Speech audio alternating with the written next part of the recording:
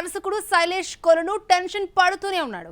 బొమ్మ రిజల్ట్ చూశాక డెసిషన్ తీసుకుంటానని చెప్పిన నాగార్జున ఇప్పుడు టెన్షన్ లో పడ్డాడు. ఇక్కడ ఎందుకు ఒక్కసారిగా ఈ క్వశ్చన్స్ చేంజ్ అయిపోయాయి? హిట్ 3 కలెక్షన్స్ దూకుడు టాలీవుడ్ లో హాట్ టాపిక్ అయింది. నాని ఎన్నాళ్ళగానో ఎదురు చూస్తున్న మాస్ ర్యాంపేజ్ ఈ సినిమాతో వచ్చిపడింది. స్టార్ హీరోలకి తప్ప పక్కింటి కుర్రాడి రోల్స్ చేసేవారికి సెట్ కాదన్న మాస్ మైలేజ్ ని తాను సొంతం చేసుకున్నాడు. 150 కోట్ల టార్గెట్ దిశగా దూసుకుపోతున్న ఈ ఫిల్మ్ అటు హీరోతో పాటు ఇటు దర్శకుడికి మంచి బ్రేక్ ఇచ్చింది. హిట్ 3 రిలీజ్ కి ముందు నాగార్జునకు శైలేష్ స్టోరీ నారేట్ చేశాడు. అయితే అప్పటికే సైంధవ్ తో ఫ్లాప్ ఇచ్చిన శైలేష్ ని నమ్మి దిగాలా వద్దా అని నాగ్ ఆలోచిస్తూ ఉండగా హిట్ 3 రిలీజ్ కి వచ్చింది.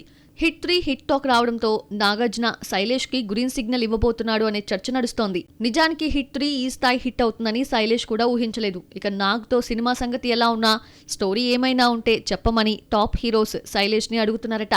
దీంతో నాగార్జున శైలేష్ కి అవకాశం ఇవ్వటం కాదు, శైలేష్ నాగ్ కి ఛాన్స్ ఇచ్చే సిచ్యువేషన్ లో లేరని తెలుస్తుంది.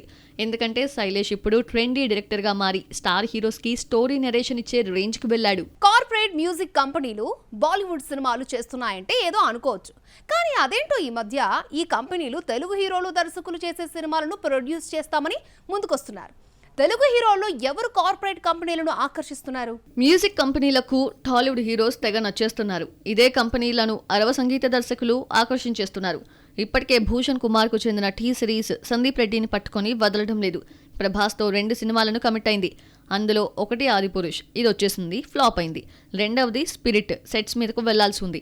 ఆదిపురుష్ లాంటి ఫ్లాప్ వచ్చినా సరే టీ సిరీస్ ప్రభాస్ ని వదలడం లేదు. ఇక సరిగమ కంపెనీ నానిలోని స్టఫ్ ని చూసి ద ప్యారడైజ్ సినిమాకు కో ప్రొడ్యూసర్ గా వ్యవహరిస్తాను అంటుంది. హిట్ 3తో మాస్ ర్యాంపేజ్ ఆడేస్తున్న నాని ది ప్యారడైజ్ తో అంతకు మించిన సినిమా చూపిస్తామని చెప్తున్నాడు. బహుశా గోయాంకా గ్రూప్ కు చెందిన సరిగమకు ఇదే నచ్చింది కాబోలు.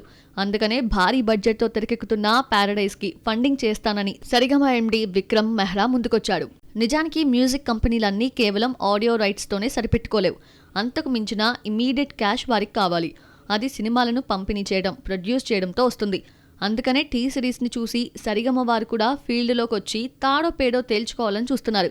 ఇప్పటికే సోనీ గ్రూప్ ఫీల్డ్కొచ్చి వెబ్ సిరీస్లు, సినిమాలు చేస్తూ తమ బ్రాండ్ ఇది అని చూపించుకున్నారు. అదే సాహసం సరిగమ కూడా చేయబోతోందా? సూర్య టైం అస్సలు బాలేదా? రెట్రో గట్టెక్కాలంటే ఇంకొక 50 కోట్ల షేర్ రికవరీ జరగాలి. డివైడ్ టాక్ లో సూర్య ఈ ఫీట్ ని సాధించగలడా? సూర్యకి హిట్ అనేది అందరి ద్రాక్షలా మారిపోయింది. సుమారుగా 12 ఏళ్ల నుండి ఆయన సరైన సక్సెస్ లేక ఇబ్బంది పడుతున్నాడు. తమిళ డైరెక్టర్స్ ఎవరూ సూర్యకి సరైన విజయం అందివ్వలేకపోతున్నారు. గత ఏడాది కంగువా సినిమాతో ఆయన ఏ రేంజ్ ఫ్లాప్ ని అందుకున్నాడో ప్రత్యేకించి చెప్పాల్సిన అవసరం లేదు.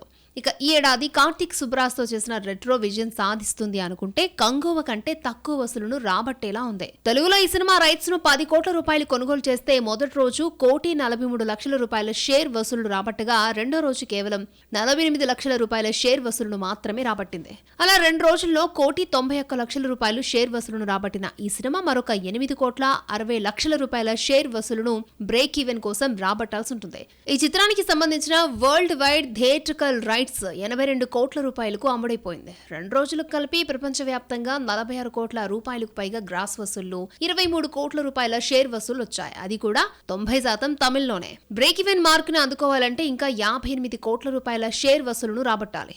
అది దాదాపుగా అసాధ్యమనే చెప్పొచ్చు. ఈ సోమవారం నుంచి లాంగ్ రన్ పెద్దగా ఉండకపోవచ్చు. వీకెండ్లో 20 కోట్ల రూపాయలకు పైగా గ్రాస్ అంటే 10 కోట్ల షేర్ రికవరీ అవ్వచ్చు అనుకున్నారు. అది పాసిబుల్ కాలేదు. ఫుల్ రన్లో మరొక 5 కోట్లు రికవరీ అవ్వచ్చేమో చూడాలి. ఏది ఏమైనా సూర్యకి బ్యాడ్ టైం నడుస్తోంది. ఆడియన్స్ ఇచ్చే రిజల్ట్లో సినిమాకు వేరియేషన్ కనిపిస్తుందా? క్లాస్ సినిమాను ఒకలాగా, కమర్షియల్ బొమ్మను మరొకలాగా ట్రీట్ చేస్తున్నారా? మిక్సిడ్ టాక్ సినిమాలకు ఎందుకు ఆ స్థాయిలో ఓపెనింగ్స్ వస్తున్నాయి? మిక్సిడ్ టాక్ వచ్చిన సినిమాలు బ్రేక్ ఈవెన్లు కొట్టేస్తున్నాయి. ఏం లేదు, పోయిందనుకున్న బొమ్మ 3వ వారం మెస్మరైజ్ చేస్తోంది. భారీ బడ్జెట్ సినిమా ఫెయిల్యూర్ టాక్ తో రికవరీ సాధించేస్తోంది. అయితే ఇలా రికవరీ అయ్యే సినిమాలన్నీ కమర్షియల్ చిత్రాలే ఎందుకు అవుతున్నాయి? కమర్షియల్ సినిమా ఎప్పటికైనా కమర్షియలే అనే మాట ఊరకనే రాలేదు. ఎలాంటి సిచ్యువేషన్ లో అయినా సరే మినిమం కలెక్షన్స్ కొడుతోంది. నిర్మాతలంతా తాము చేసే ప్రతి సినిమాను కమర్షియల్ పంథాలోనే చూస్తున్నారు. క్లాస్ అని పైకి ఎన్ని కవరింగ్లు ఇచ్చినా మాస్ తోనే మురిపించాలని చూస్తున్నారు. మెజారిటీ కేసెస్ లో కమర్షియల్ సినిమాలు ఆడియన్స్ ని థియేటర్లకు తీసుకురావడంలో సక్సెస్ అవుతూనే ఉన్నాయి. కలెక్షన్లు కురిపిస్తూనే ఉన్నాయి. మొన్నొచ్చిన హిట్ 3 రెట్రో సినిమాలు చూస్తే ఈ విషయం అర్థమవుతోంది. బొమ్మ రిలీజ్ కు ముందే majority audience cinema first day చూడ్డానికి ఎగబడ్డారు. డివైడ్ టాక్ తెచ్చుకున్న దేవర లాంటి సినిమాలు సైతం బ్రేక్ ఈవెన్ సాధించడం ఏంటి అంటే ఇక్కడ చెప్పుకునే టాక్ కి అదే పబ్లిక్ చూసి ఇచ్చే రిజల్ట్ కు ఎక్కడా పొంతన కుదరడం లేదు. ఎంతో ప్రెస్టీషియస్ గా తీసిన సినిమాకు క్రిటిక్స్ నెగిటివ్ రివ్యూస్ ఇస్తూ ఉంటే అంతిమంగా ప్రేక్షకుడిచ్చే ఆక్యుపెన్సీతో భారీ ఓపెనింగ్స్ తెచ్చుకుని క్లోజింగ్ కలెక్షన్స్ గా 500 కోట్లు రాబట్టేయడం ఓ మార్కెటింగ్ స్ట్రాటజీగా మారిపోయింది. పూజా హెగ్డేను మనం గ్లామర్ గర్ల్ గా మాత్రమే రిసీవ్ చేసుకుంటాం. అలాంటిది పర్ఫార్మెన్స్ చూపించడానికి నేను వస్తానంటే మన వాళ్ళు చూస్తారా? దర్శకుడు కార్తీక్ సుబ్బరాజు సినిమాల్లో హీరోయిన్లు పద్ధతి పాటే ఎందుకు పాడుతున్నారు? రెట్రో మేడేకొచ్చిన సూర్య సినిమా. ఇందులో పూజా హెగ్డే పెర్ఫార్మెన్స్ చూస్తూ డస్కీ బ్యూటీగా కనిపించింది. కనీసం ఎక్కడా మేకప్ వేసుకోకుండా సినిమా అంతా ఓ కామన్ గర్ల్ గా కలరింగ్ ఇవ్వాలని చూసింది అనిపిస్తుంది. బొమ్మ తేడా కొట్టడంతో పూజా కష్టానికి ఫలితం లేకుండా పోయింది. పూజా గ్లామర్ అంతా ప్రమోషన్స్ లో తప్ప సినిమాలో కనిపించలేదు. రెట్రోలో సూర్యకు ప్రియురాలిగా భారీగా పూజా హెగ్డేకు పూర్తి హోమ్లీ క్యారెక్టర్ ఇచ్చాడు దర్శకుడు కార్తీక్ సుబ్బరాజ్. మామూలుగా ఈ దర్శకుడి సినిమాల్లో గ్లామర్ షో ఉండదు. హీరోయిన్ కూడా పెర్ఫార్మెన్స్ చేయాల్సిందే. పేట, నవరస, మహాన్, జిగర్తాండా ఎక్స్లో హీరోయిన్స్ ఇలాగే పద్ధతిగా నడుచుకున్నారు. ఇక్కడ తన కథానాయకులు ఇలాగే ఉండాలని కార్తీక్ సుబ్బరాజ్ ముందు నుంచి భీష్మించు కూర్చున్నాడు. అదే అమలు చేశాడు. ఇప్పుడు రెట్రో సినిమాలో కూడా పూజాను ఇలాగే చూపించడంతో స్పైసీ లుక్ కోసం ఆశపడే ఆడియన్స్ కి దర్శకుడు ఎలాంటి ట్రీట్ ఇవ్వకుండా థియేటర్స్ నుంచి పంపించేస్తున్నాడు అనే మాట పడాల్సొస్తోంది. 1-2 పాటల్లో అమ్మడిని స్పైసీగా చూపించినా మినిమంలో మినిమం బొమ్మకి న్యాయం జరిగేది. అదేం లేకుండా సూర్య వరకు రెట్రో లుక్ చూపించేసి కథను ఎటో తీసుకుపోయి కథానాయకును లైట్ తీసుకోవడం సినిమాకు మైనస్ గా మారింది. దళపతి విజయ్ తన చివరి సినిమా జననాయకన్ తదుపరి షెడ్యూల్ కోసం తమిళనాడులోని కొడైకెనాల్కు చేరుకున్నాడు. ఈ సందర్భంగా ప్రైవేట్ జెట్లో ప్రయాణించి 8 కోట్లు ఖర్చు చేశాడు. మదురై ఎయిర్పోర్ట్లో దిగిన విజయ్ను ఫ్యాన్స్ భారీగా కలుసుకున్నారు. వైట్ కుర్తా, ఖాదీ పైజామాలో కనిపించిన విజయ్ అసలు ప్రైవేట్ జెట్ జర్నీతో ఫ్యాన్స్ కి ఏం చెప్పాలనుకుంటున్నాడు? విజయ్ జననాయకన్ సినిమా తర్వాత ఆ సినిమాలకు గుడ్ బై చెప్పి పూర్తి స్థాయిలో రాజకీయాల్లోకి ప్రవేశించనున్నట్లు ప్రకటించాడు. ఈ నేపథ్యంలో ఈ సినిమా మీద ఫ్యాన్స్ లోనే కాదు పరిశ్రమలో కూడా భారీ ఆసక్తి నెలకొంది. ఈ సినిమాను వినోద్ డైరెక్ట్ చేస్తున్నాడు. ఈ సినిమాలో యాక్షన్ సన్నివేశాలు స్పెషల్ అట్రాక్షన్ గా నిలవబోతున్నాయట. ఈ సినిమా కోసం ర్యాపర్ హనుమాన్ కైండ్ తో కలిసి మ్యూజిక్ డైరెక్టర్ అనిరుద్ రవిచందర్ ఒక హై వోల్టేజ్ ర్యాప్ ట్రాక్ ని రూపొందిస్తున్నట్లు తెలుస్తోంది.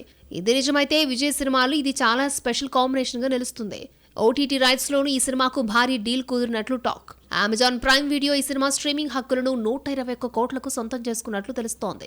ఇది తమిళ సినిమా చరిత్రలోనే అతిపెద్ద డీల్. ప్రస్తుతం జననాయకన్ షూటింగ్ శరవేగంగా కొనసాగుతోంది. ఈ సినిమా విజయ్ కు సినిమా కెరియర్ లోనే చివరి చిత్రం కావడంతో రాజకీయ ప్రస్థానానికి పునాదయ్యేలా కథ ఉండనుంది. మూవీ యూనిట్ కూడా ఈ సినిమాకు సంబంధించి తాజా అప్డేట్స్ ను త్వరలో సోషల్ మీడియాలో షేర్ చేయనున్నట్లు ప్రకటించింది. అయితే ఇక్కడ విజయ్ ప్రైవేట్ జెట్ జర్నీ కేవలం ఆడియన్స్ లో అటెన్షన్ డ్రా చేయడానికే అని తెలుస్తోంది. ఇలా చేయడం ద్వారా తమిళులు తమ హీరో రేంజ్ ను కాస్త ఎక్కువగా ఊహించుకుంటారు.